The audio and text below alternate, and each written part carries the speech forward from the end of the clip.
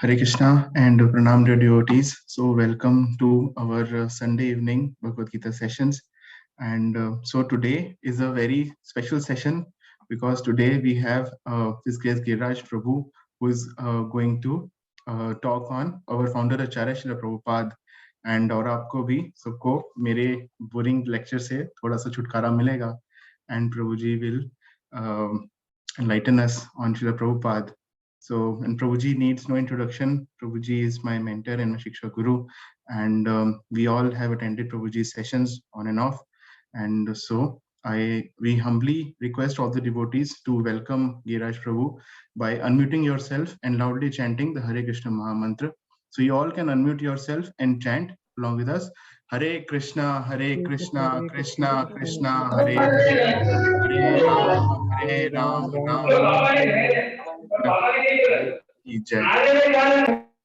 Hare Krishna Prabhu. So all over to you. Hare Krishna and Pranam dear devotees. So आप सब लोगों का ये हमारे सत्र में बहुत बहुत स्वागत है. We can speak in English or Hindi, प्रभु जी?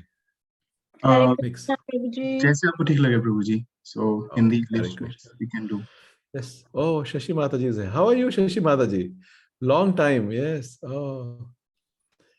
ठीक है. Mataji is very regular in our sessions and also doing bhakti very nicely there in Dubai. Wonderful. Okay. Okay. Chalo. I'm so happy to see all of you. So today, like Ronnie Prabhu said, that we are going to hear about Srila Prabhupada. आप लोग जानते हैं सब कि श्रीला प्रभुपाद जो है हमारे founder आचार्य हैं, और ना केवल फाउंडर आचार्य हैं बल्कि ही इज आल्सो द प्रीएमिनेंट शिक्षा गुरु ऑफ एवरीबॉडी इन इस्कॉन. और तो इसका थोड़ा सा चर्चा करेंगे हम लोग. और ये भी बहुत ज़रूरी है हम सब लोगों के लिए कि every devotee in ISKCON should have a personal relationship with Srila Prabhupada. तो वो क्यों करना चाहिए, और वो जितना जैसे हम कृष्ण के लिए है कि हम अगर हम कृष्ण के बारे में जानना चाहते हैं या उनसे प्रेम करना चाहते हैं तो हमें उनके बारे में जानना चाहिए. हम श्रीमद् भागवतम पढ़ते हैं, स्पेसिफिकली जो गौड़िया वैष्णव का जो ग्रंथ है श्रीमद् भागवतम. इसी तरह से अगर हम अपने फाउंडर आचार्य के बारे में और जानना चाहते हैं, उनसे संबंध बनाना चाहते हैं, तो बहुत ज़रूरी है कि हम उनके बारे में सुने, स्पेशली जो उनके डिसाइपल्स हैं इमीडिएटली उनके बारे में उनसे सुने, उनके ग्रंथ पढ़ें, उनके लेक्चर सुने. Then gradually we will develop respect and then love for him. So we will hear about him today. So we'll do Mangala Charan and then start. Om Ajnanaatimirandhasya Jnananjana Shalakaya Chakshurunmilitam Yena Tasmai Shri Guruve Namaha.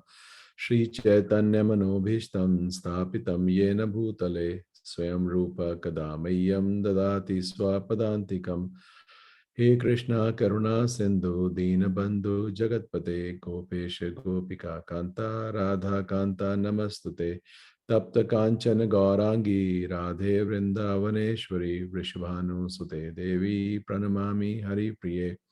वाञ्छा कल्पतरुभ्यश्च कृपा सिन्धुभ्येव च पतितानां पावनेभ्यो वैष्णवेभ्यो नमो नमः. जय श्री कृष्ण चैतन्य प्रभु नित्यानंद श्री अद्वैत गदाधर शिवासादि गौर भक्त वृंदा।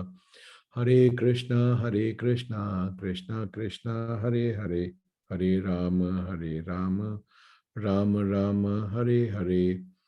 नमो विष्णुपदाय कृष्ण पृष्ठाय भूतले श्रीमते भक्ति वेदांत स्वामी निति नामिने। नमस्ते सारस्वते देवे गौरवाणी प्रचारिणे निर्विशेष शून्यवादी पाश्चात्य देश तारिणे जगद्गुरु श्रील प्रभुपाद की जय। हरे कृष्णा। सो आई होप आप सब लोगों की भक्ति बहुत अच्छी से चल रही है। आप लोग सब अपनी रेगुलर क्लासेस अटेंड कर रहे हैं और हम लोग होप कर रहे हैं कि अब एटलीस्ट आप में से जो लोग गुड़गांव से हैं, मुझे नहीं पता कितने लोग गुड़गांव से हैं, पर जो है वो कुछ ऑफलाइन एसोसिएशन का डिज़ायर कर सकते हैं, और जो बाहर है उनके लिए ये रास्ता हमारा ऑनलाइन का कोविड में खुल गया कि चलो through Zoom we can interact with each other. So आज जो है हम श्रील प्रभुपाद की जीवनी के ऊपर हम लोग कुछ चर्चा करेंगे, और उससे पहले मैं आपको थोड़ा सा बैकग्राउंड बताना चाहता हूँ कि किस समय में प्रभुपाद आए और क्या लेकर आए। चैतन्य महाप्रभु के प्रकट होने से पहले कृष्णा के बारे में बहुत लोगों को इतनी अच्छी तरह से नहीं मालूम था।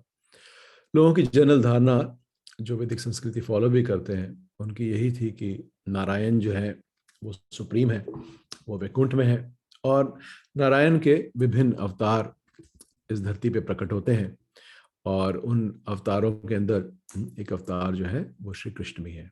ये जनरल अंडरस्टैंडिंग थी। Even among Vaishnavs it was accepted that lord Narayan is Bhagwan, और various avatars come and in one of the avatars is Shri Krishna. और जिन लोगों को थोड़ा सा था भी कि नहीं वो अवतार नहीं है, वो स्वयं नारायण है, और उन लोगों के लिए भी, उन वैष्णव के लिए भी, टू अंडरस्टैंड राधा कृष्ण और specifically Krishna's Vrindavan pastimes was very difficult. और यूजुअली लोग जो है इसको टच नहीं करते थे, और sometimes they didn't even used to have a answer. जब कोई एक नॉर्मल पूछते थे कि why your god is roaming around with girls, why he is stealing butter, why he is taking their clothes, what is happening, so they didn't had any answer to say other than little faith they had. So it was Chaitanya Mahaprabhu who explained Krishna's Vrindavan pastimes, rather is जो उनकी वृंदावन लीला है, और उन्होंने स्वयं से नहीं बताई, बल्कि वो सारी की सारी पास्ट टाइम्स सारे भागवतम में ऑलरेडी थे, बट वो किसी को समझ में नहीं आते थे कि हो क्या रहा है। सो ही एक्सप्लेन्ड, चैतन्य महाप्रभु और उनकी जो अनुयायी थी, उसके बाद जो षट गोस्वामी हुए, उन्होंने उसको आगे बढ़ाया और एक्सप्लेन किया उसको भक्ति शास्त्रों से, किस तरह से कि जो भगवान है वो नारायण नहीं है, बल्कि नारायण के पीछे स्वयं ब्रजेंद्र नंदन कृष्ण है, जिनके एक्सपेंशन बलराम है, जिनके एक्सपेंशन जो है वो संकर्षण है, उनके बाद नारायण आते हैं। तो ये सारा का सारा पिटारा जो है वो चैतन्य महाप्रभु और उनके अनुयायियों ने खोला, और ना केवल ये खोला बल्कि उसके अलावा उन्होंने जो भगवान का जो मूड है वृंदावन का, एक स्पॉन्टेनियस लव का, they gave also that also to everybody. जबकि कृष्ण जब स्वयं आते हैं तो उन्होंने किसी को कुछ नहीं बताया कि वृंदावन में पास टाइम्स क्यों स्पेशल थे। और हम पढ़ते हैं कि specially in Dwarka Rukmini and other queens, वो बहुत हैरान होती थी कि ये रात को राधा रानी का नाम क्यों लेते हैं, और ये गोल जो वृंदावन के जो इनके संगी साथी हैं उनको क्यों याद करते हैं, जबकि उनको लगता था बचपन है, चलो एक गांव में बचपन बीता, it is okay, now he is king, अब राजा है, यहाँ रह रहे हैं, सब रानियां हैं, 16,108 रानियां हैं, सब कुछ यहाँ है, पर उनको क्यों याद करते हैं, ये किसी को couldn't understand। तो ये जो सारा का सारा जो कृष्ण है, जो वो स्वयं भी आते हैं तो किसी को नहीं बताते हैं। और उनके जाने के बाद जो है कृष्ण भागवत में आता है और चैतन्य चरितामृत में कि किस तरह से कृष्ण ने सोचा कि मैंने ये वृंदावन पास टाइम तो किए, मैं अपना जो गोलोक है आध्यात्मिक जगत से मैं उसको यहाँ लेकर आया, बट ये किसी को मैंने दिया नहीं। यहाँ किसी की एंट्रेंस किसी को नहीं दी, क्योंकि इवन मथुरा के अंदर they didn't understand what is happening in Vrindavan. So then he came as his own devotee, और in the form of Chaitanya Mahaprabhu। और ना केवल उन्होंने ये जो सारी लीला थी इसको एक्सप्लेन किया, बल्कि वो जो कृष्ण प्रेम है, और वो प्रेम उन कृष्ण का जो द्वारका कृष्ण नहीं है, वसुदेव कृष्ण या मथुरा कृष्ण नहीं है, बल्कि जो वृंदावन के कृष्ण है, वो प्रेम उन्होंने सबको बताया और सबको बांटा, उन्होंने और उनके अनुयायियों ने। तो चैतन्य चरितामृत में आता है किस तरह से वो जो भगवान के जो प्रेम की तिजोरी थी उन्होंने तोड़ डाली, और वो खुद भी उसको खाया, आस्वादन किया और बाकियों को भी दिया। सो ये जो है इनका मूड में डिफरेंस है, क्योंकि एक तरफ जो कृष्ण है वो बोलते हैं सर्वधर्मान परित्यज्य माम एकम शरणम व्रजा, कि जब तक आप कृष्ण की शरण नहीं ले सकते, जब तक आप पूर्ण रूप से उनके ऊपर शरणागत नहीं है। ये उनका डंके का ऐलान है कि सर्वधर्मान परित्यज्य माम एकम शरणम व्रजा। Only shelter is Krishna, no other shelter, then Krishna accepts। पर वो लोगों से हो नहीं पाता है, और वो कलियुगेंस में हम लोगों की पतित कंडीशन देख के भगवान जो है वो स्वयं अपने भक्त के रूप में आते हैं, और डिमांड करने की जगह वो बांटते हैं। जो किसी को नहीं मिला वो बांट रहे हैं। जो कहते हैं कि जब द्वारका में भगवान आए थे तो मे बी 100 लोग भी नहीं जानते थे, उस वक्त तो हजारों लाखों लोग थे सारे हस्तिनापुर में, इधर उधर 100 से ऊपर लोग भी नहीं जानते थे कि स्वयं नारायण है। सो जब वो खुद आए तब भी नहीं जान पाए, तो उसके बाद जब चैतन्य महाप्रभु के रूप में आए तो उन्होंने सारा वो पिटारा खोल दिया, और वो जो भगवान का प्रेम है जो वृंदावन का, वो ऑल्सो उन्होंने सबको दिया। और उन्होंने सबको दिया, और बल्कि नित्यानंद प्रभु ने तो दरवाजों से सबको नॉक कर कर जबरदस्ती सबको दिया, भजो कृष्ण जपो कृष्ण लय कृष्ण नाम। तो इस तरह से इसीलिए उनको चैतन्य महाप्रभु को महावदन्याय बोलते हैं, द मोस्ट munificent अवतार, because he gave which nobody else gave। And he also told ki how Krishna is coming as a Leela avatar. What he's doing is Leela. So he's not bound by anything. God is not bound by any material rules and regulation. But what is given in Bhagavatam is a special Golok Leela which he does in the spiritual world. And he also explained the unique love which Srimati Radharani has, और किस तरह से जो राधा रानी है वो भगवान की अंतरंगा शक्ति, हलादिनी शक्ति है भगवान की, और जो लक्ष्मी है और जो बाद में आती है रुक्मिणी, वो सब भगवान की इस हलादिनी शक्ति की एक्सपेंशन है। तो इस तरह से उन्होंने सब बताया, और उन्होंने चैतन्य महाप्रभु ने अपने जीवन काल में जब तक उनके अर्थली पास टाइम रहे, उन्होंने पूरे बंगाल, उड़ीसा, साउथ इंडिया और फिर वापस ऊपर वृंदावन आके उन्होंने पूरे भारतवर्ष में प्रचार किया। और जाने से पहले उन्होंने ये भी एक बताया कि एक घोषणा की उन्होंने कि पृथ्वी के हर एक गांव में और हर एक शहर में भगवान कृष्ण का नाम लिया जाएगा। पृथ्वी त्याज जत्र ग्रादि ग्राम सर्वत्र प्रचार होई बे मेरा नाम, ये उन्होंने घोषणा की उन्होंने। और फिर चैतन्य महाप्रभु के अप्रकट होने के 100, 150, 200 साल तक वो जो उनकी शिक्षाएं थी वो लुप्त हो गई, और उनको फिर से प्रकट करने के लिए चैतन्य महाप्रभु ने एक अपने अंतरंग संगी श्रीला भक्ति विनोद ठाकुर को भेजा। तो जो भक्ति विनोद ठाकुर थे वो एक बहुत ही उत्तम वैष्णव और स्कॉलर, और गवर्नमेंट ऑफ इंडिया में जो एक भारतीय को सबसे उच्च पद मिल सकता था वो उस पद पे डिस्ट्रिक्ट कलेक्टर के पोस्ट के ऊपर वो थे। तो उन्होंने चैतन्य महाप्रभु की शिक्षाओं को दोबारा से प्रकट किया, चैतन्य चरितामृत को प्रकट किया, उसमें अपना टीका लिखा, पर वो ज्यादा प्रचार नहीं कर पाए। उसके बाद उन्होंने भगवान जगन्नाथ से, क्योंकि वो जगन्नाथ पुरुषोत्तम क्षेत्र में कलेक्टर थे, तो उन्होंने वहां भगवान जगन्नाथ से प्रार्थना की एक ऐसे पुत्र के लिए जो चैतन्य महाप्रभु की शिक्षाओं को प्रचार कर सके। तो उसमें जो है शिला भक्ति सिद्धांत सरस्वती ठाकुर का जन्म हुआ, और ही वॉज इलस्ट्रियस आचार्य, शिला भक्ति सिद्धांत सरस्वती ठाकुर। और उन्होंने बहुत ही कम समय में पूरे भारतवर्ष में 64 मठ बनाए और 4 बड़ी प्रिंटिंग प्रेस लगाई 4 कोनों में भारतवर्ष में, और हर रोज, हर हफ्ते, हर महीने अलग अलग न्यूज़ लेटर पब्लिश करते थे। और भगवान के नाम का प्रचार बहुत जोर शोर से हुआ।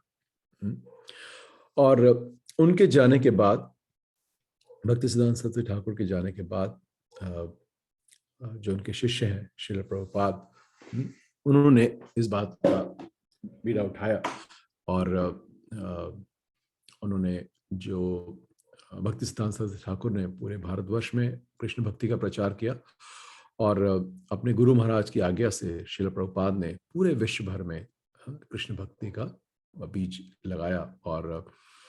और अपने आप प्रकट होने से पहले उन्होंने 108 जो है मंदिरों का निर्माण किया, और गुरुकुल खुल गए विदेशों में, जहाँ जिनको पता ही नहीं था कि वैदिक संस्कृति होती क्या है। वर्णाश्रम और सिंपल लिविंग, हाई थिंकिंग के नाम पे बहुत ज़्यादा उन्होंने जो असंभव कार्य था वो एक मात्र 10-11 साल के पीरियड के अंदर प्रभुपाद ने किया। और इस तरह से कहते हैं कि जब कृष्ण ने तो अपनी वृंदावन लीला का जो है किसी को नहीं बताया, चैतन्य महाप्रभु ने बताया। और उसके बाद जब प्रभुपाद आए तो उन्होंने ना केवल वो जो चैतन्य महाप्रभु ने मार्ग दिखाया, बल्कि वो मार्ग जो है मार्ग तो दिखा दिया, पर प्रभुपाद ने सब लोगों के लिए उस पर रोड बना दी। और रोड भी ऐसे बनाई कि जैसे वो एयरपोर्ट पे हम चलते हैं, वो जो वॉकिंग एस्केलेटर होते हैं ना, जिसपे आपको चलना नहीं पड़ता है, आप खड़े होइए तो आप चलते चले जाते हैं। सो प्रभुपाद ने एक इस तरह से न केवल रोड बनाई बल्कि एक वॉकिंग एस्केलेटर बना दिया कि आप उस पर खड़े हो जाइए, बस उस पर आपको आना है, और उसके बाद आप अगर उस पर बने रहते हैं तो आज आपकी जो जर्नी है वो एंड होती है गोलोक वृंदावन में। कैसे बनाया, ये भागवतम में भी आता है इसका एक उदाहरण कि किस तरह से जो एक बड़े आचार्य हैं वो एक जहाज के कप्तान की तरह होते हैं, और जो उसकी जो सेल है वो कृष्ण, हरे कृष्ण महामंत्र की हवा से वो आगे चलता है जहाज। और वो जो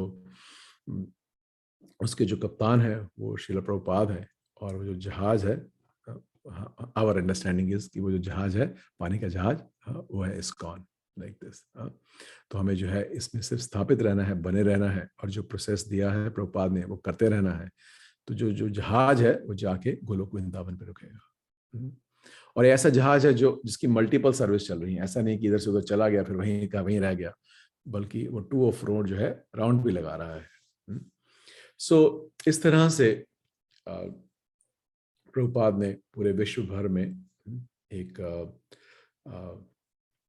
बहुत सारे मेरे गुरु महाराज बोलते थे कि बहुत सारे वो लोगों ने ट्राई किया विश्व विजयी बनने का, पर कोई बन नहीं पाया।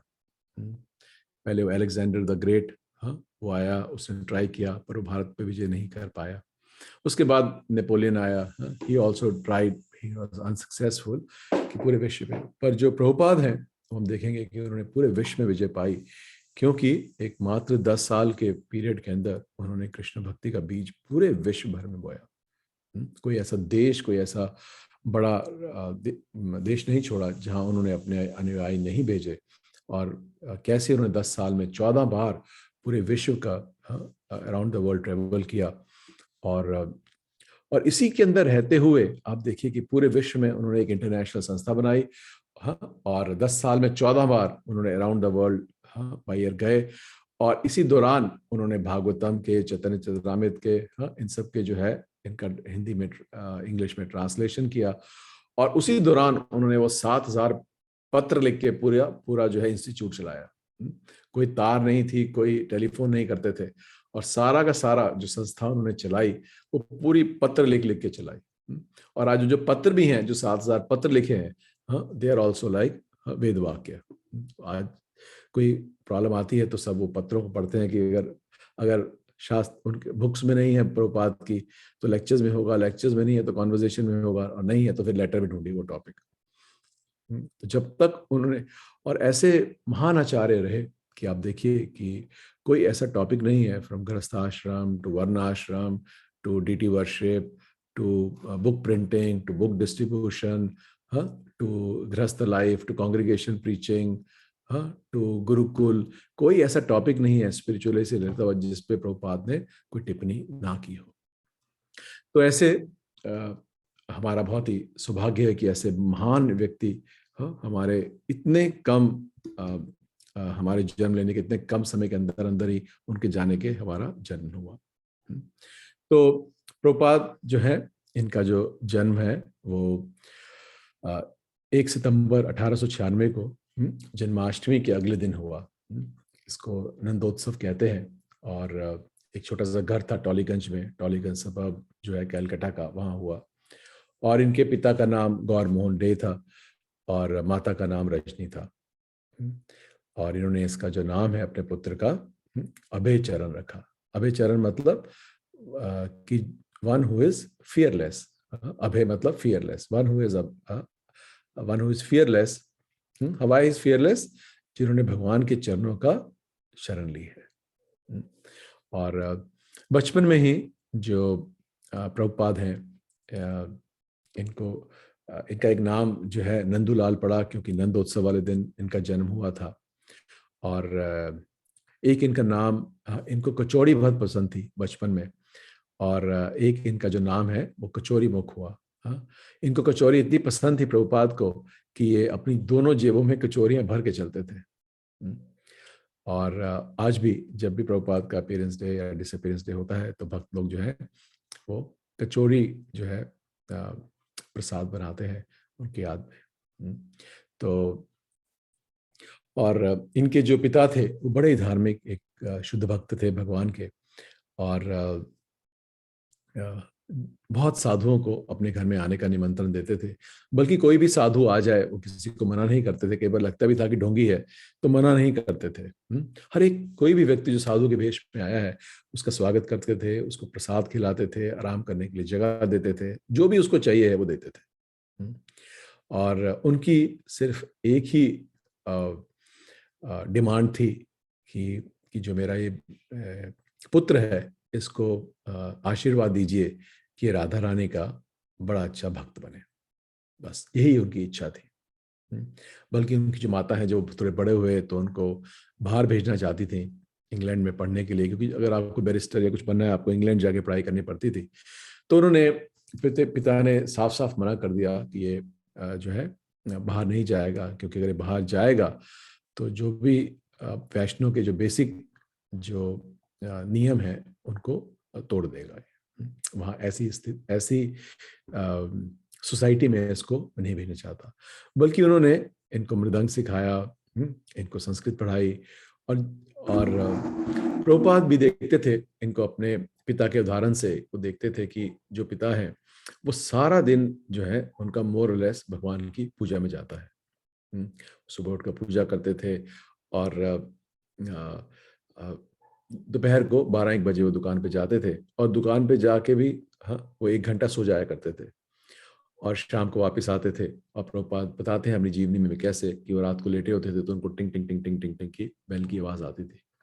तो कहते थे कि मेरे पिताजी का कपड़े का बिजनेस था बट उनका जो रियल बिजनेस था वो कृष्ण भक्ति थी।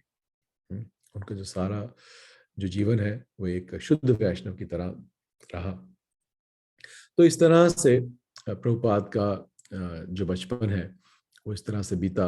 और जब वो ज्योतिषी से इनकी जब पत्री बनवाई गई तो उन्होंने, ज्योतिषी ने बोला कि ये जो है कि जब ये युवक 70 साल का होगा, तो ये जो है समुद्र को पार करेगा, और एक भगवान का बहुत बड़ा भक्त बनेगा, और ये भगवान की 108 मंदिर बनाएगा। तो ये प्रेडिक्शन जो है इनकी जन्मपत्री में ही हो गई थी। और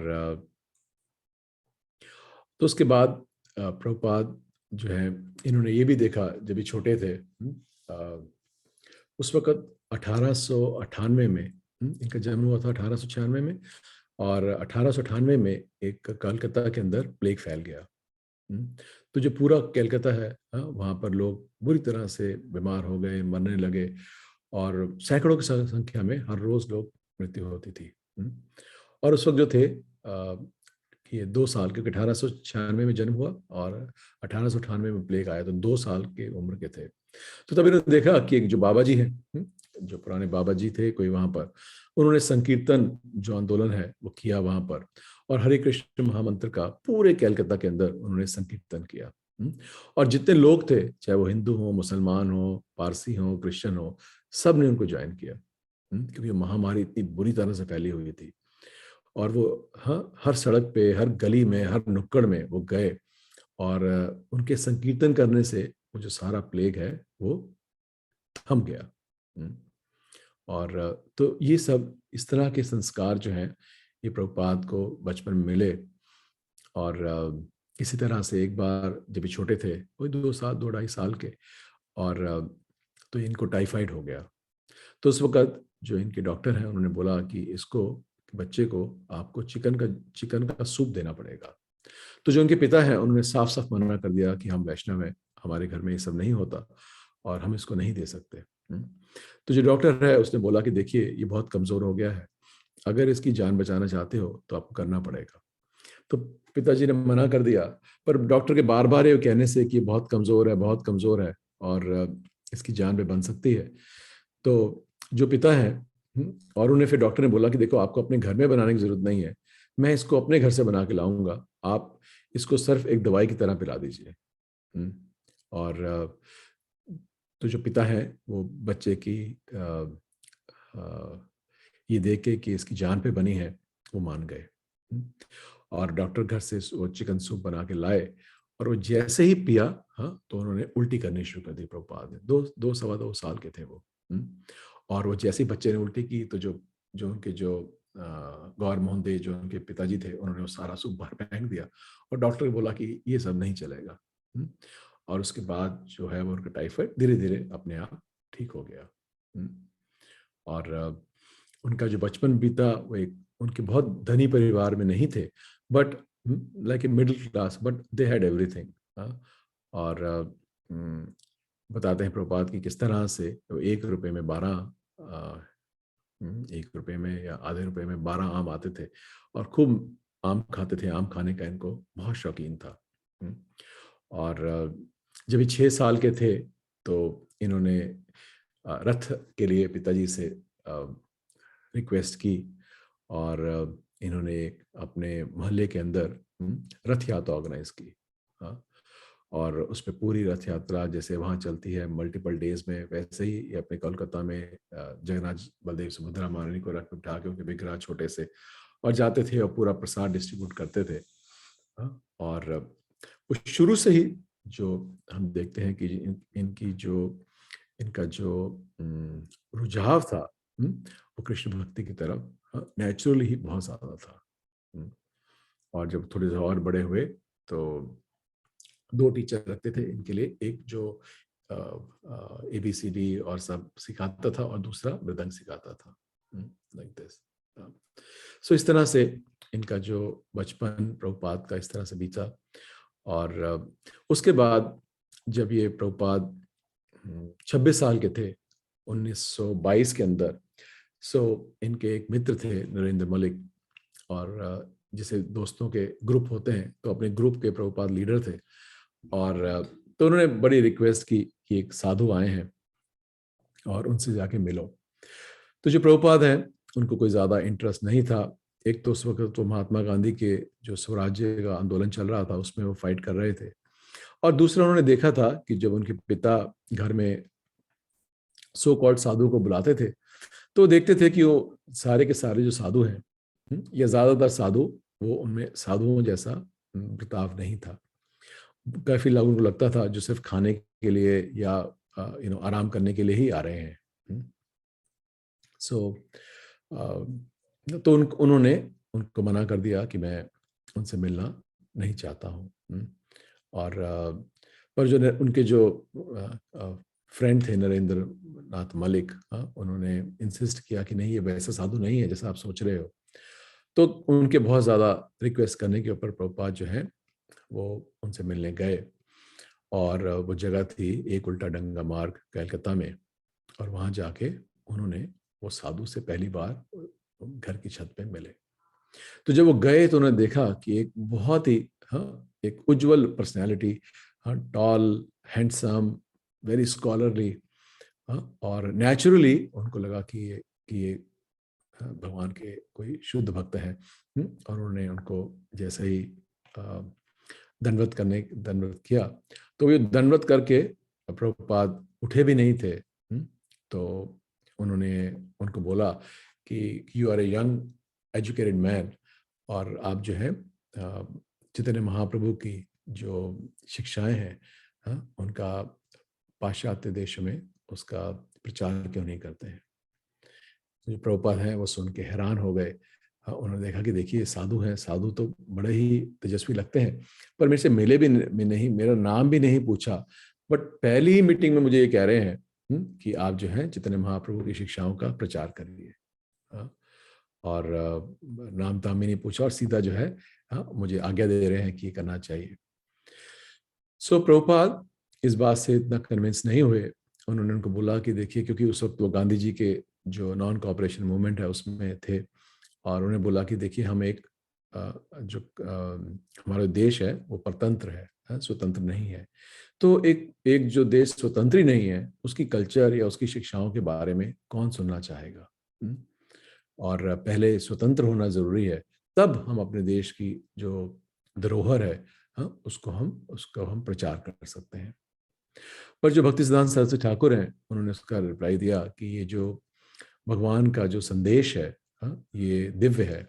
ये इस चीज पर निर्भर नहीं करता है कि देश आजाद है कि गुलाम है, और देश की राजनीतिक व्यवस्था किस तरह से है, हाँ, तो इसका इससे कोई लेना देना नहीं है, बल्कि ये इतना इम्पोर्टेंट है कि ये किसी भी चीज की वेट नहीं कर सकता।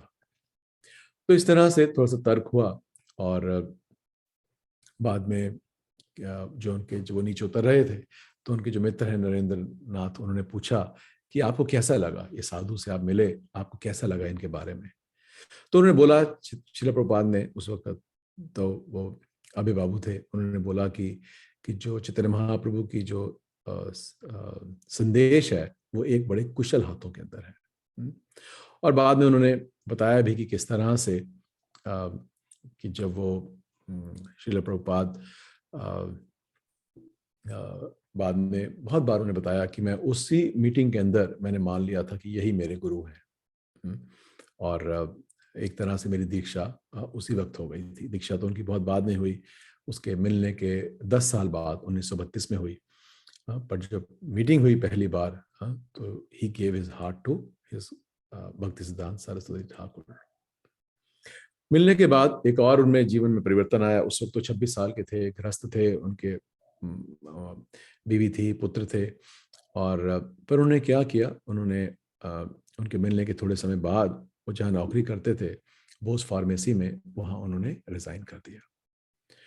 तो जब रिजाइन किया तो जो बोस फार्मेसी के मालिक थे, जो इनके पिता के मित्र थे, वो बहुत हैरान हुए और उन्हें बोला कि मैंने अपने एक फैमिली मेंबर की तरह तुम्हें यहाँ पर मैनेजर रखा था और तुम रिजाइन क्यों कर रहे हो। तो उन्होंने बताया किस तरह से उन्हें एक महान साधु के दर्शन हुए हैं, और उस साधु ने उन्हें एक असाइनमेंट दी है कि ये जो कृष्ण भक्ति है, चैतन्य महाप्रभु का जो संदेश है, पूरे विश्व में फैलाना है। सो उन्होंने बोला कि ठीक है, फैलाना है तो अच्छी बात है, पर उसके लिए आपको इस्तीफा देने की क्या जरूरत है। आप गृहस्थी में रहते हुए भी वो जो भी आपको उन्होंने असाइनमेंट दी है, जो भी आप करना चाहते हैं वो आप कर सकते हैं। तो प्रभुपाद ने बोला कि ऐसा है कि जब भी एक व्यक्ति नौकरी करता है तो वो जो उसका जो समय है, वो सारा का सारा ओनर का होता है। तो इतनी इतनी स्वतंत्रता नहीं होती अपने मन से कि जो मैं काम करना चाहूँ वो स्वतंत्रता नहीं होती, क्योंकि जो मेरा समय है जिसके लिए नौकरी कर रहे हैं वो उसका हो जाता है। तो उन्होंने बोला कि मैं इंडिपेंडेंट होना चाहता हूँ। तो उन्होंने पूछा कि आप क्या करना चाहते हैं। तो इन्होंने बताया कि मैं अपना स्वयं का बिजनेस करना चाहता हूँ ताकि मेरे पास समय की स्वतंत्रता रहे। जब उन्होंने बोला, तब वो जो कार्तिक बोस हैं उन्होंने उनको एक मशवरा दिया कि आप इस तरह से करिए, अगर आप ऐसा चाहते हैं तो आप मेरी कंपनी की एजेंसी ले लीजिए नॉर्थ इंडिया में, और उसको आप इंडिपेंडेंट डे के चलाइए। तो ये जो प्रस्ताव था ये प्रभुपाद को अच्छा लगा, और उन्होंने उनकी वो फार्मेसी की एजेंसी लेके उन्होंने इलाहाबाद में काम शुरू किया, प्रयाग फार्मेसी। इसीलिए वो इलाहाबाद आए, क्योंकि नॉर्थ इंडिया की एजेंसी उनको मिल गई। तो इस तरह से उन्होंने अपना व्यापार, अपना बिजनेस चलाया। बट उनका जो हृदय था, he was not into business. He tried, ऐसा नहीं है कि he didn't try, but it heart was into preaching. और बहुत सारे लोगों ने उनको चीट भी किया, उनकी सरलता, उनकी विश्वास करने की व्यक्तित्व, उसका फायदा उठाया, और बिजनेस में उन्होंने घाटे भी सहे, क्योंकि ये लोगों की बात जो बोलते थे वो मान जाते थे। एक बार भक्ति सिद्धांत सरस्वती ठाकुर जो प्रभुपाद से मिले, तो एक बार उन्होंने पूछा भी भक्ति सिद्धांत सरस्वती ठाकुर ने कि आपका जो बिजनेस है कैसे चल रहा है। तो प्रभुपाद ने बोला कि बहुत ठीक नहीं चल रहा है। भक्ति सिद्धांत सरस्वती ठाकुर ने बोला, हाँ, कि वो इसलिए है क्योंकि तुम्हें पैसे से प्यार नहीं है। तो बोला कि अगर व्यापार में अगर किसी को, व्यापारी को सक्सेसफुल होना पड़ता है तो पैसे से प्यार होना चाहिए। तो जो प्रभुपाद है, इनका जो हार्ट था was not into making money. फिर 1932 में जब ये 36 साल के थे, मिलने के 10 साल बाद इनकी दीक्षा हुई, और जब इनका नाम प्रपोज किया गया, तो Bhakti Siddhanta Saraswati Thakur famously said, yes I know him, he likes to here.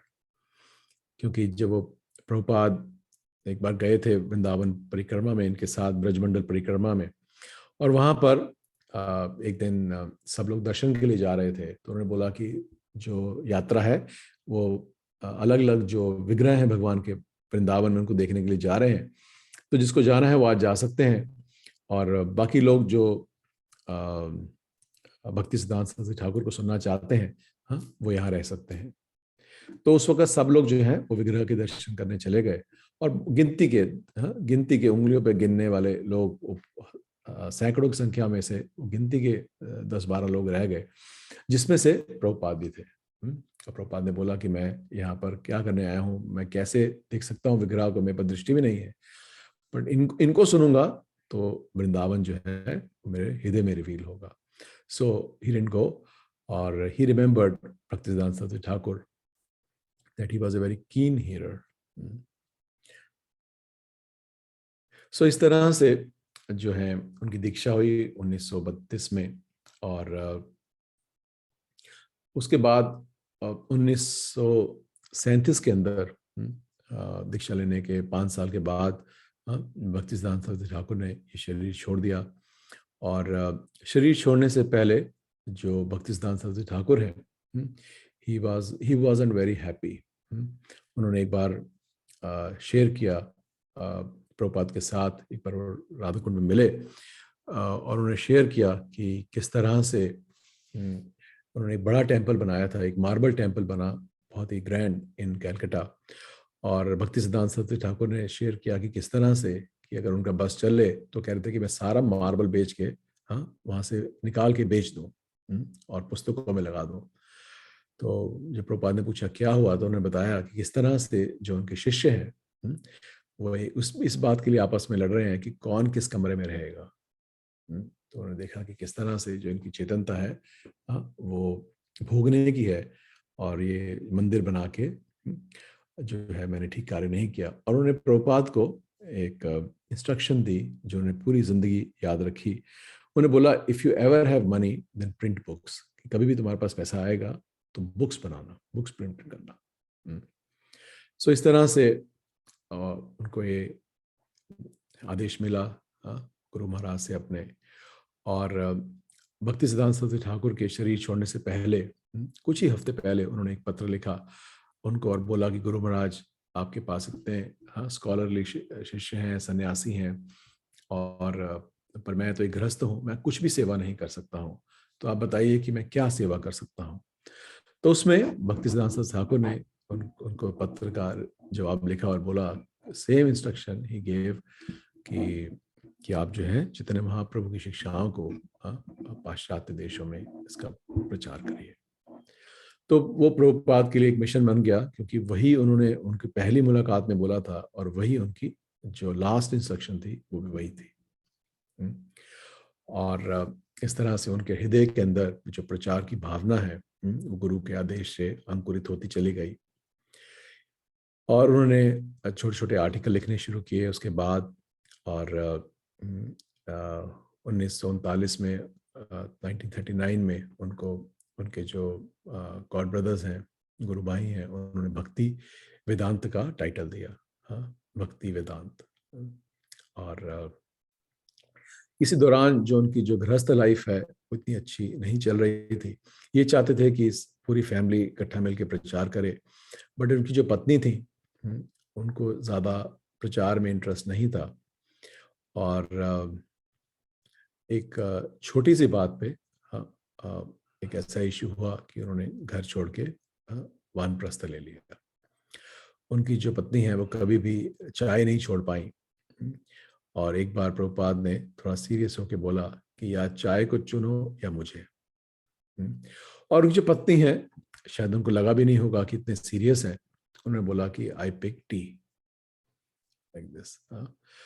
Then Prabhupada, he left his home next day morning. Actually business trip के लिए प्रभुपाद को बहुत बार बाहर जाना पड़ता था, बहुत उनको टूर लगते थे बिजनेस के लिए। तो उनको लगा कि ये उसी तरह से एक और ट्रिप पे चले गए हैं, like this, he is gone, but he never came back. और इस तरह से उन्होंने वानप्रस्थ लिया। और उसके बाद उन्होंने 1944 में जो है बैक टू गॉड मैगजीन को पब्लिश करना शुरू किया। इसके खुद ही सारे जो आर्टिकल हैं वो स्वयं ही लिखते थे। 4 पेज का पेपर होता था जिसको लिखते थे, क्योंकि उस वक्त जो है गौड़िया मठ जो है वो पूरी तरह से टूट चुका था। और उन्होंने अपने गुरु भाइयों के साथ कार्य करने का बहुत प्रयत्न किया और उनको बहुत कठिनाइयां भी आई।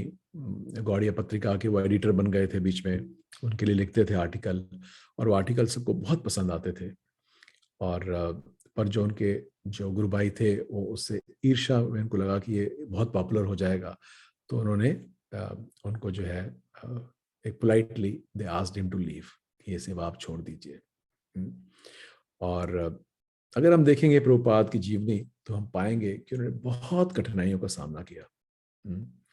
जब उन्होंने इसी तरह से संन्यास लिया तो वो आगरा में गए, आगरा मथुरा के पास ही था। उन्होंने अपने ही गुरु भाई से संन्यास लिया और उन्होंने उनको प्रेरणा भी दी थी कि आप संन्यास लो। और जब वो प्रचार करने के लिए आगरा गए और तो वहाँ पर कोई उनसे दीक्षा लेना चाहता था, तो उन्होंने बोला ठीक है मैं दीक्षा दे दूंगा। बट जब उनके गुरु भाइयों को पता चला तो उन्होंने बोला कि आप, गुरु भाइयों को नहीं, जो गुरु भाइयों के जो ब्रह्मचारी थे जो उनके गुरु भाई के नीचे सर्व करते थे, तो बोला कि आप किसी को दीक्षा नहीं दे सकते। तो प्रभुपाद अगले दिन ही वहां से वापस आ गए और फिर अपने गुरु भाई जिन्होंने उनको संन्यास दीक्षा दी थी उन्होंने बोला कि इस तरह से है कि आपने मेरी शादी करा दी है पर आप ये नहीं चाहते कि मैं बच्चे पैदा करूं। उन्होंने बोला कि you got me married but you don't want me to have children. तो फिर तो इस तरह से हम देखते हैं कि उनको फिर उसके बाद बहुत उन्होंने कष्ट सहे। वो फिर झांसी गए, वहाँ पर उन्होंने लीग ऑफ डिवोटी शुरू की। 57 साल के थे जब 1953 में झांसी गए, वहाँ लीग ऑफ डिवोटी शुरू किया और वहाँ उनको अच्छा रिस्पांस भी मिला। और वहाँ पर उन्हें एक बंगला भी मिल गया उनको और वहाँ से प्रचार शुरू किया उन्होंने। पर थोड़े टाइम के बाद वहाँ पर जो गवर्नर की जो पत्नी थी, उन्होंने बोला कि नहीं, मुझे एक स्त्रियों के वुमेन के लिए कुछ मेरे को कोई संगठन बनाना है जिसके लिए मुझे ये बंगला चाहिए। तो फिर उन्होंने वहाँ से उनको एविक्ट करा दिया उस बंगले से। और कुछ लोगों ने प्रभुपाद को सलाह भी दी कि भाई आप जो है कोर्ट में जा सकते हैं, क्योंकि ऐसा नहीं है कि उनका बंगला है। पर प्रभुपाद ने बोला कि यहाँ पर मैं प्रचार के लिए आया हूँ, मैं कोर्ट केस लड़ने के लिए नहीं आया। सो इस तरह से और पर वो अपनी जो लेखनी है वो लिखते चले गए। He was a brilliant writer. और बहुत सारे लोगों ने उस वक्त तो चाहे ना भी रिकॉग्नाइज किया हो, बट जो उनके गुरु महाराज थे नेचुरली ही रिकॉग्नाइज दैट। और जब उन्होंने एक बार उनके व्यास पूजा के ऊपर एक पोएम लिखी थी, तो उसके बाद भक्तिसिद्धांत सरस्वती ठाकुर ने आदेश दिया था आपने, क्योंकि वो बड़े पर्टिकुलर थे कि किसका आर्टिकल छपेगा किसका नहीं, because he was himself a great scholar Bhaktisiddhanta Saraswati Thakur, so he was very particular. तो हर एक जब भी किसी का आर्टिकल आता था तो पहले वो भक्तिसिद्धांत सरस्वती ठाकुर के पास लेकर आते थे और उनके परमिशन के बाद ही किसी का आर्टिकल छापते थे। पर प्रभुपाद के लिए उन्होंने बोला कि what ever he rights you publish, कि मेरे से पूछने की जरूरत नहीं है, जो भी लिखेगा वो आप पब्लिश कर सकते हैं। तो प्रभुपाद जो है वो अपने गुरु महाराज से 4-5 बार से ज्यादा नहीं मिले, पर जितनी बार भी मिले दे वर वेरी इवेंटफुल। और इसी तरह से जब प्रभुपाद बॉम्बे में थे तो वहाँ पर अपने जब भक्तिसिद्धांत सरस्वती ठाकुर थे तो उन्होंने बॉम्बे के गौड़िया मठ को बनाने में बड़ी हेल्प की, और जो वहाँ पर गौड़िया मठ उन्होंने इस्टेब्लिश किया तो उनके जो गुरु भाई हैं उन्होंने बताया कि किस तरह से इन्होंने इतनी मदद की है और इनको हम टेम्पल का प्रेसिडेंट बना देते हैं, और टेम्पल प्रेसिडेंट बॉम्बे के यही होने चाहिए। तो जो भक्तिसिद्धांत सरस्वती ठाकुर हैं उन्होंने मना कर दिया और उन्होंने एक फेमस डायलॉग बोला कि नहीं, ये बाहर ही ठीक है और जब समय आएगा तो जो करना होगा ये स्वयं ही करेगा। तो इस तरह से भक्तिसिद्धांत सरस्वती ठाकुर के जाने के बाद वो जितनी भी पॉलिटिक्स रही गौड़िया मठ के अंदर प्रभुपादों से बिल्कुल अलग रहे, वो किसी भी खेमे में नहीं आए। और गौड़िया मठ तो छिन भिन हो गया, बट वो जो उनका मूड था अपने गुरु महाराज का, वो सारे शिष्यों में से वो प्रभुपाद को वो मूड वो कैप्चर कर पाए। इसीलिए बोलते हैं कि जो भक्ति है it is a shakti, bhakti can not be taught, it has to be caught, Shrimati माता जी बोलती है, because it's energy, so you to catch it, it can not be taught, इसको पढ़ाया नहीं जा सकता। तो वो जो मूड है और मिशन है अपने गुरु महाराज का, वो प्रभुपाद ने कैप्चर किया। और फिर इस तरह से हम देखते हैं कि वो ऑलमोस्ट 70 साल के 69 ईयर्स के थे जब वो बड़ी मुश्किलों से उनको टिकट मिली और वो हवाई जहाज में नहीं गए बल्कि एक मालवाहक जलदूत जिसका नाम था मालवाहक जहाज में वो 40 दिन की यात्रा करके वो अमेरिका पहुंचे, जिसमें उनको 2 हार्ट अटैक हुए। और वहां जाके भी उन्होंने 1 साल इतना स्ट्रगल किया न्यूयॉर्क के अंदर, क्योंकि उन्होंने कभी भी इतना स्वियर विंटर कभी नहीं देखा था प्रभुपाद ने। उनके पास ना ऐसे कपड़े थे, पतला सा स्वेटर था, तो आप समझ सकते हैं। और अगर आप लोगों में से कोई न्यूयॉर्क गया है, क्योंकि मैं गया हूँ, I know how severe is the cold in winter. और वहाँ विंड चिल फैक्टर होता है कि अगर ठंड इतनी है पर हवा चल रही है तो उसको विंड चिल फैक्टर है, वो उसको और 5-7 डिग्री कम कर देता है टेम्परेचर को।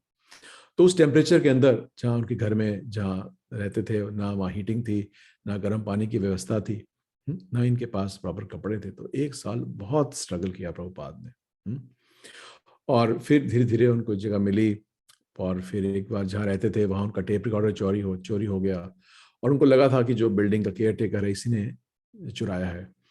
और उसके बाद फिर वो बॉरी एक एरिया लोअर रीजन था न्यूयॉर्क का, वो वहाँ शिफ्ट हो गए और वहाँ पर एक बड़े ही एक यंग हिपी के साथ वो रहने लगे। और वो जो जिसके साथ रहते थे वो धीरे धीरे प्रभुपाद से बहुत प्रभावित हुआ। और पर उसने जो है जो अपनी जो, क्योंकि उस वक्त हिपी सारे ड्रग्स लेते थे, वो ड्रग्स लेना वो छोड़ नहीं पाया। और कई बार प्रभुपाद से उसकी कुछ बहस हो जाती थी, उसको आज्ञा लेना अच्छा नहीं लगता था। और एक दिन एक छोटे से इशू के ऊपर प्रभुपाद उसको टोका करते थे कि जब नहाने के बाद जो साबुन है वो बाथरूम के फ्लोर पे नहीं छोड़ना, क्योंकि उनको लगता था कि बहुत डेंजरस है, कोई भी इस पे स्लिप कर सकता है। तो जब उन्होंने बोला तो वो जो जिसके साथ रहते थे वो नशे में था और वो प्रभुपाद को मारने के लिए दौड़ा। और जो प्रभुपाद जो है फिर भाग के नीचे आए और उनको समझ में नहीं आया कि मैं कहाँ जाऊं। तो तब उनको एक याद आई, एक अपने एक जो यंग जो उस वक्त हिपीज आते थे माइकल ग्रांट की, उनके पास गए और उनको बताया कि क्या हुआ। अब उस वक्त तो कोई उनके पास भी सब हिपीज थे जिनकी कोई इनकम नहीं थी या बड़ी कम इनकम थी, तो उन्होंने अपने एक मित्र के यहाँ इनको ठहरा दिया, जो एक अपनी गर्लफ्रेंड के साथ एक अपार्टमेंट में रहते थे। तो आप सोच सकते हैं कि जो सन्यासी हैं, अब देखिए कि उन्होंने क्या क्या सहा भगवान का संदेश का प्रचार करने के लिए। तो एक वो लिव इन कपल के साथ वो रहे, और उनकी बिल्ली भी थी वहाँ पर, बिल्ली भी रहती थी उसी जगह, थोड़ा टाइम रहे। उसके बाद जो है जो माइकल ग्रांट जो बाद में मुकुंद महाराज हुए, उन्होंने उनको एक जगह लेके दी जो 26 सेकेंड एवेन्यू है, जो इस्कॉन का पहला सेंटर बना। और फिर उसी के पास में ही एक जगह थी जहाँ उनको रहने के लिए घर भी मिल गया। और फिर 1965 में वो आए थे, और 1967 में 1966 में उन्होंने इस्कॉन की स्थापना की।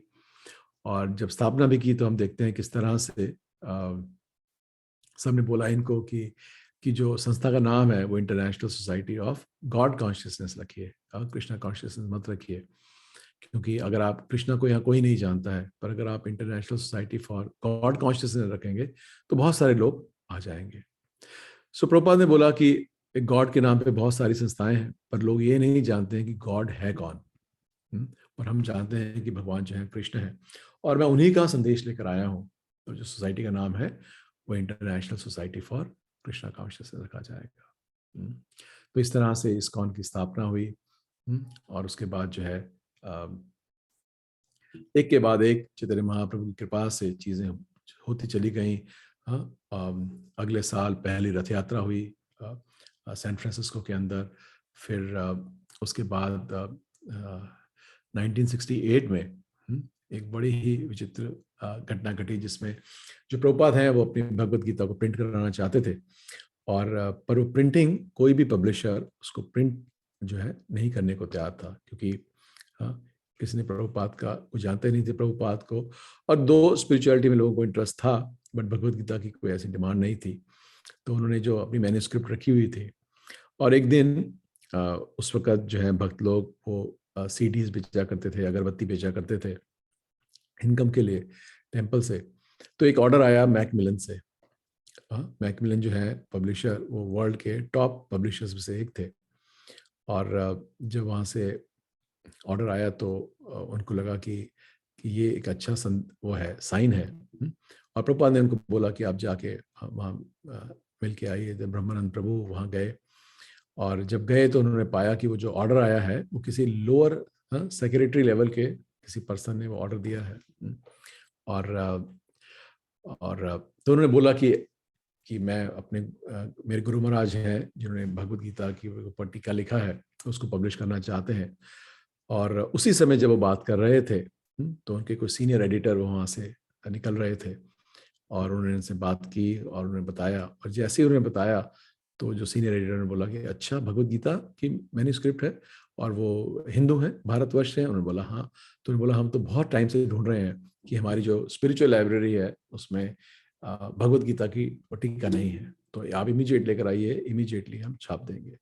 बड़ा सुंदर वो पूरा प्रसंग है, वो कभी हम पूरी क्लास कर सकते हैं उसके ऊपर। तो इस तरह से चैतन्य महाप्रभु की कृपा से, भगवान की कृपा से वो जो भगवत भक्ति है वो फैलनी शुरू हो गई। और उसके अगले साल लॉस एंजलिस में कृष्ण जो पहला राधा कृष्ण टेम्पल, उससे पहले सेंटर था, और जो टेम्पल था पहला वो लॉस एंजलिस में 1969 में खुला। और फिर प्रभुपाद अपने शिष्यों को पूरे विश्व भर में भेजा। कोई यूरोप गए, कोई अफ्रीका गए, कोई फिजी गए, कोई ऑस्ट्रेलिया गए, कोई साउथ अमेरिका में गए, कोई आयरन कर्टन में गए, उधर जहाँ ईस्टर्न यूरोप में जहाँ किसी को भगवान का प्रचार नहीं कर सकते थे। और इस तरह से केवल 12 वर्षों में 12 वर्षों में उन्होंने 14 बार पूरी पृथ्वी का भ्रमण किया, 14 बार। और हर एक देश में कोई ऐसा देश नहीं बचा जहाँ उन्होंने अपने शिष्य ना भेजे हों, स्वयं ना गए हों। हमने सुना था एक क्लास के अंदर किस तरह से रशिया के अंदर वो कुछ दिनों के लिए गए, और कुछ दिनों के लिए जाते ही वो इतना ऐसा उन्होंने बीज बोया कि आज भारत और बांग्लादेश के बाहर सबसे ज्यादा जो डिवोटीज हैं वो रशिया के अंदर है।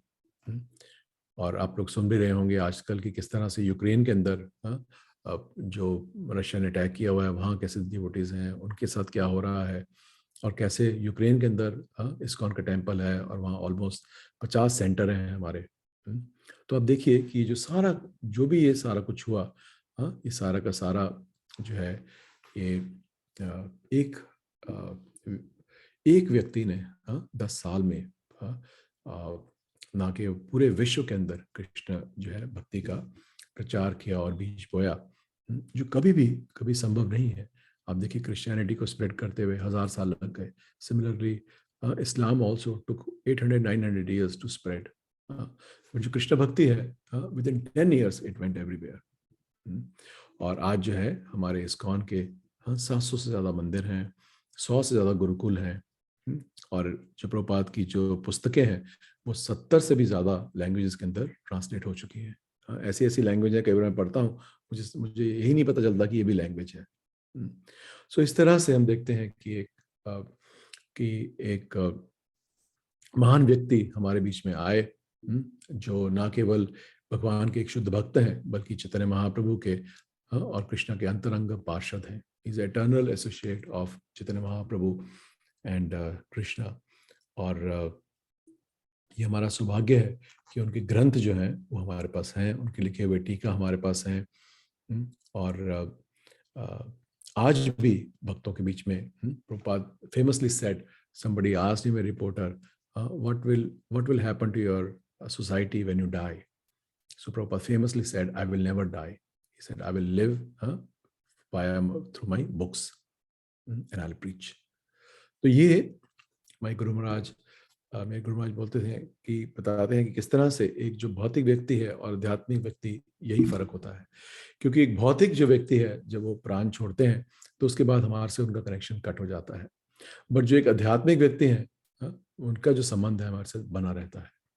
तो ये तो प्रभुपाद ना केवल he was a greatest philosopher in last 200-300 years, but he was also a very great acharya. But more than that, like I said, कि वो जो है भगवान के अंतरंग पार्षद हैं। और इसलिए जब हम उनके ग्रंथ पढ़ते हैं, आप देखिए केवल उनके ग्रंथ पढ़ने से ही भगवद गीता के 100 से भी ज्यादा जो है इंग्लिश ट्रांसलेशंस अवेलेबल थी, जो प्रभुपाद ने भगवद गीता का एज इट इज लिखी। बट वो 100 ट्रांसलेशन में से एक भी ट्रांसलेशन भगवान का एक भी भक्त नहीं बना पाई पूरे विश्व में। पर ये एक Bhagavad Gita as it is, क्योंकि भगवान के उत्तम भक्त के हृदय से निकली है, हजारों लाखों भक्त ना केवल बनाए बल्कि बनाते जा रहे हैं। Because spiritual means avayam, it is everlasting. It never finishes. Spiritual means it doesn't take a birth. उनका जन्म नहीं होता और मृत्यु नहीं होती। भौतिक मतलब जन्म है और मृत्यु है। शरीर भौतिक है क्योंकि इसका जन्म होता है, जिसका जन्म हुआ उसकी मृत्यु निश्चित है।